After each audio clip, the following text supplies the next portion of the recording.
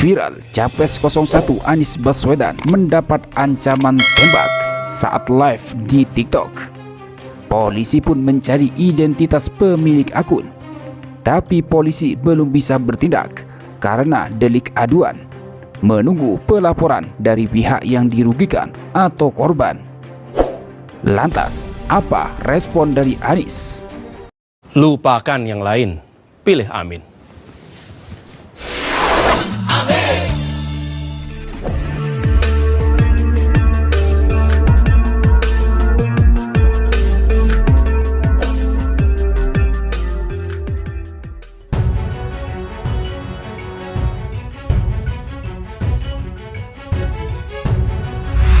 Baru-baru ini, calon presiden atau capres nomor urut 1 Anies Baswedan mendapat ancaman saat melakukan siaran langsung atau live di aplikasi TikTok Anies Baswedan. Ancaman ke Anies itu datang dari salah satu warganet dengan nama akun Rifana Riansyah.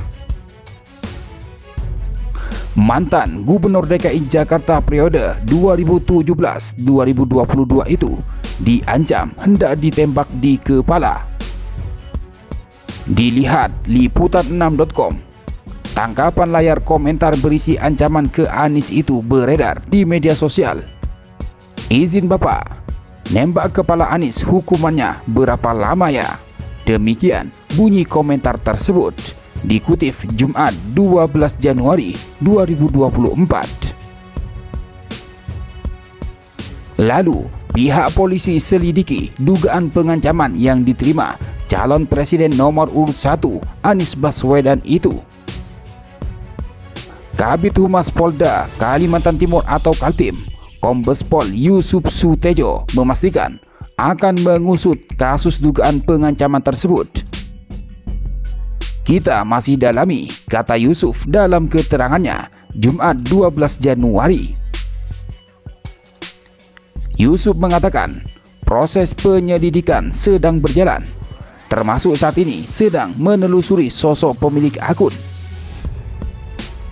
Iya, Polda Kaltim sedang memprofiling pemilik akun tersebut walaupun akun tersebut sekarang sudah hilang, ucap dia. Polisi pun tidak banyak bicara. Ia menilai kejadian tersebut merupakan delik aduan. Itu delik aduan, ujar Kepala Bidang Hubungan Masyarakat Polda Kalimantan Timur, Komisaris Besar Polisi Yusuf Sutejo, Jumat 12 Januari. Lantaran delik aduan, maka menurutnya diharapkan korban membuat laporan. Berdasar penelusuran, delik aduan merupakan delik yang hanya dapat diproses apabila diadukan oleh orang yang merasa dirugikan atau telah menjadi korban. Dalam hal ini, jika Anies merasa jadi korban, maka dia harus membuat laporan tersebut. Jadi diharapkan ada pihak yang melaporkan, ujarnya. Sementara tanggapan dari Anies Baswedan, ia berharap ancaman itu tidak terjadi. Anies juga mempercayakan aparat penegak hukum untuk bertindak terkait ancaman tersebut. Ya, mudah-mudahan tidak kejadian. Kalau itu dianggap ancaman, ya biar pihak penegak hukum menindaklanjuti, kata Anies.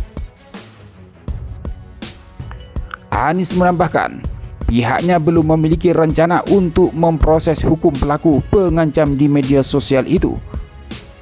Belum ada rencana memproses hukum lanjutnya.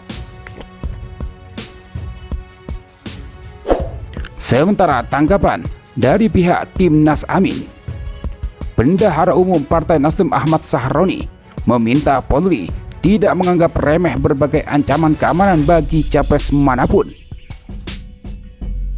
Saya minta pihak kepolisian dengan cepat mengusut ancaman ini, karena ini ngeri sekali. Faktanya kita lihat insiden penembakan terhadap pemimpin negara itu bisa benar-benar terjadi, seperti di Jepang dan Amerika misalnya. Jadi tetap polisi harus memastikan keamanan para capres-cawapres.